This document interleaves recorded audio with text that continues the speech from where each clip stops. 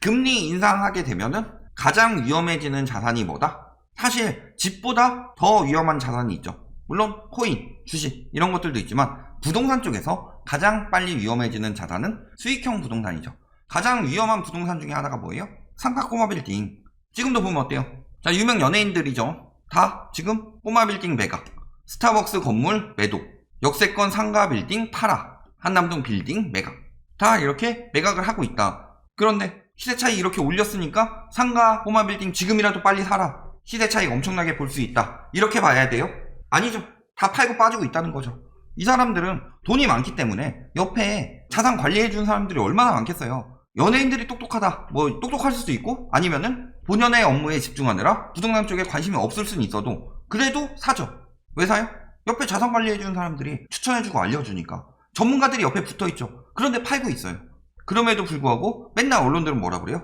엄청 좋은 상가들 계속 분양되고 있다. 신도시 상가들 지금 가보면 어때요? 하다못해 서울에 있는 위례 신도시도 지금 아작났죠. 마곡지구 가봐요. 아작났죠. 하남, 고덕 신도시, 운정 신도시, 뭐 옥정 신도시, 김포 한강 신도시 이런 데 보면 상가 어때요? 공실 엄청나게 많죠. 특히 서울 서쪽보다 동쪽이 많다. 왜? 서쪽은 그래도 어떻게든 좀 맞춰볼만 한데 동쪽은 너무 비싸죠. 1층 상가가 평당 5천만원, 1억 뭐 이렇게 하는데 다산 이런 데 가봐요. 왜 안 되느냐? 상가의 핵심은 수익률인데 수익률이 떨어질 기미가 생기면은 그때부터는 위험해지는 거예요. 왜냐면은 집은 뭐 수요 공급 이런 이야기 하지만 상가 같은 경우는 수익률이죠 무조건. 그러니까 지금 다 매각하고 있는 거다. 왜 이렇게 떼지어서 매각하고 있느냐. 이거 다 올해 뜬 기사예요. 올해 5월에 빌딩 고점 논란 부른 연예인 투자 이야기하고 있는데 고점이라는 소리예요 지금.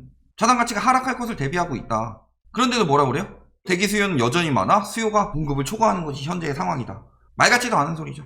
잇따른 규제 강화로 빌딩을 찾는 수요도 줄어들 것으로 보고 있다. 왜? 처음에 꼬마 빌딩 한 이유 아파트 규제가 너무 심하니까 상가 산다, 오피스텔 산다, 빌라 산다 웬만한 부동산 다 나왔었죠. 그러면 규제로 인해서 아파트를 사는 수요가 줄어들었는데 규제 때문에 집값 올랐다는 얘기는 왜 하냐. 그러니까 언론들이 저렇게 말을 바꾼다. 대기 수요 여전히 많대요. 매물이 부족하대요. 매물이 부족한데 왜 팔고 빠져요? 황금성이 좋을 때 빨리 팔고 빠지는 거죠. 좀 있으면 황금성 떨어지게 생겼으니까. 그런데 수요가 많다. 지금 당장 사세요. 이런 식으로 이야기하고 있죠. 잘못 사면 골로 간다. 집이면은 그래도 대출 갚으면서 거주지라도 마련되는데 상가 같은 경우는 뭐예요? 공실 나면은 이자는 계속 나가죠? 거기다가 관리비, 세금 이런 것도 장난 아니죠. 집이면은 그냥 싸게라도 팔면 팔리는데 상가는 싸게 팔아도 안 팔리죠. 매물이 계속 이렇게 증가하고 있는데 대기 수요는 여전히 많대요. 상가 꼬마 빌딩. 저런 식으로 이야기해서 심리 부추기는 거죠. 왜냐? 상가나 꼬마 빌딩 같은 경우는 하나 팔면은 남는 돈이 장난이 아니에요. 왜냐? 부피가 크니까.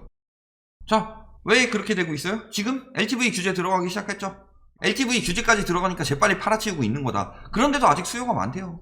5월 17일부터 금융권 전체적으로 LTV 70% 적용된다. 그리고 비주택 담보대출에는 40% 적용하는 거죠. 토지거래 허가지역.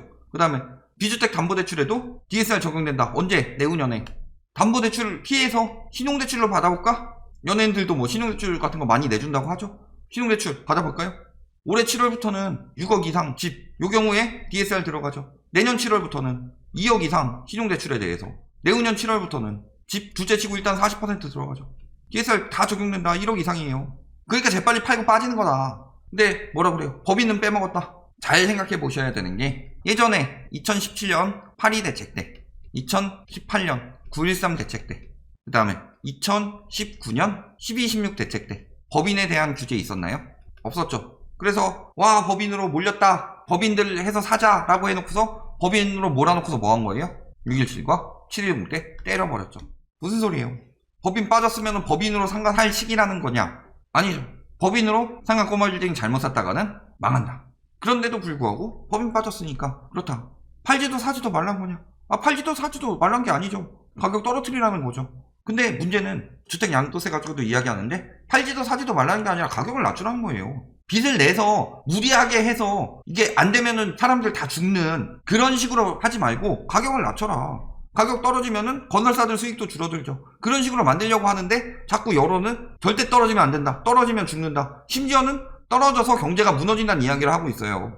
떨어져서 경제가 무너진 게 아니라 올랐기 때문에 무너지는 거고 그 거품이 터져서 무너지는 거죠. 그럼 거품이 쌓인 상태에서 계속 올라야 되냐? 그럼 거품만 더 커지고 터지면 더 무너지는 거예요. 지금이 딱 그런 상황이죠. 보통 5, 6년 오르고 4, 5년 떨어지는데 어때요 지금? 원래 그래서 2019년에 떨어지는 상황이었다.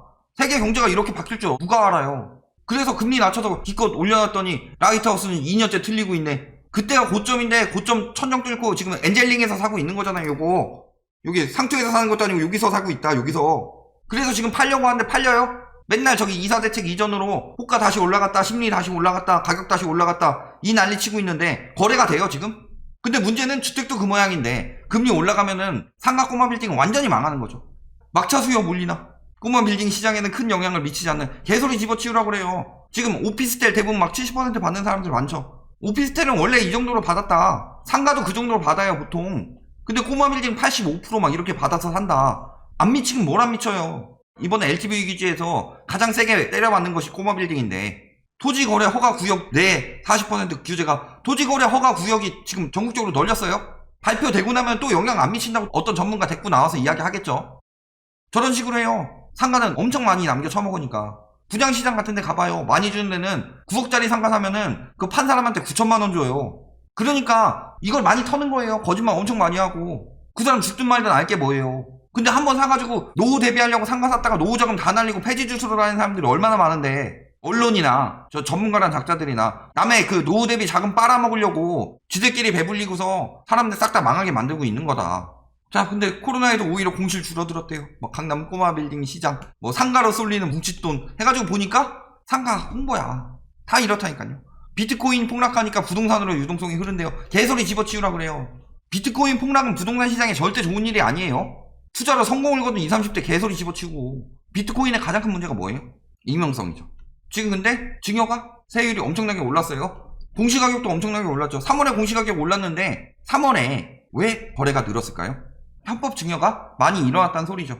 편법 증여하기 가장 좋은 방법 뭐예요? 지금처럼 거품 낀 비트코인 이번에 다 걸려 나갔잖아요. 익명성으로 해가지고 자녀한테 비트코인이나 이런 가상화폐로 물려줘서 증여해가지고 그런 식으로 산다. 근데 그게 돼요 이제? 부동산으로 흐르는 유동성은 비트코인 올라가니까 그것도 이용해가지고 해먹은 거지. 지금 뚝 떨어져서 유동성 반토막 났는데 무슨 부동산으로 흐르는 유동성이에요. 팔 때 놓쳐가지고 지금 아작나고 부동산 산 사람들도 못 사는 거지. 맨날 뭐 오른다 하고 있는데 어때요? 중심상권 공실률 올라가고 있고 임대료 하락하고 있죠. 그 상황에서 임대료 못 낮추고 차라리 공실로 두는 사람들도 있어요. 왜? 상가 임대차 보호법 때문에. 그래서 싸게 받으면 10년 동안 싸게 받을 수가 있다. 그러니까 비싸게 못 내놓죠. 그런데 그 상황에서 그렇게 생각하고 계속 버티고 있는데 주변 시세가 계속 떨어져요. 임대료 시세가. 그러면 가격도 떨어지는 거죠. 수익형 부동산은 원래 그렇다.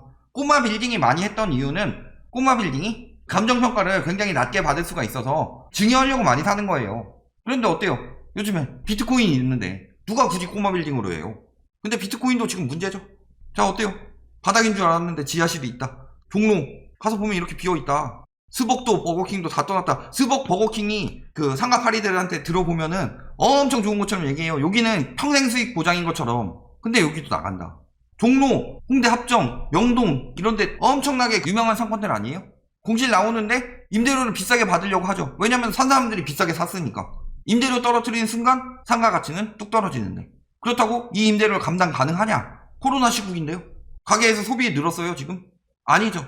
그러니까 지금 자영업자도 무너지고 있고 금리도 올라가고 있는데 상가 꼬마 빌딩이 인기가 있다는 것 자체가 말이 안 되는 헛소리다. 아파트 대신 빌딩 산다. 계속 이런 이야기 하고 있고 뭐 수익률 10% 뭐 이런 얘기 하고 있는데 상가 투자 수익률 1%대예요. 은행 예금보다 조금 높죠. 특히 임대이익, 소득 수익률 보면은 중대형 상가 0.89, 소규모 상가 0.81. 예금을 하세요 차라리. 현금이 쓰레기가 된다고요? 상가 같은 경우는 저 정도 수익률이면 예금하는 수익률이랑 비슷하지 않아요? 근데 문제는 뭐예요? 예금은 망하지 않아요. 은행이 무너지지 않는 이상 망하지 않죠. 근데 우리나라 은행이 그렇게 쉽게 무너지느냐? 1금융권이 왜 1금융권이게요? 2, 3금융은 굉장히 위험해지더라도 1금융은 그래도 버틸 수 있게 한 거죠. 전부터 대출 제한 계속 들어가서 수백만 원 냈는데 부가세 10% 포함됐다. 이런 거 둘째치고 4%만 나와도 엄청 잘 나오는 거예요 지금.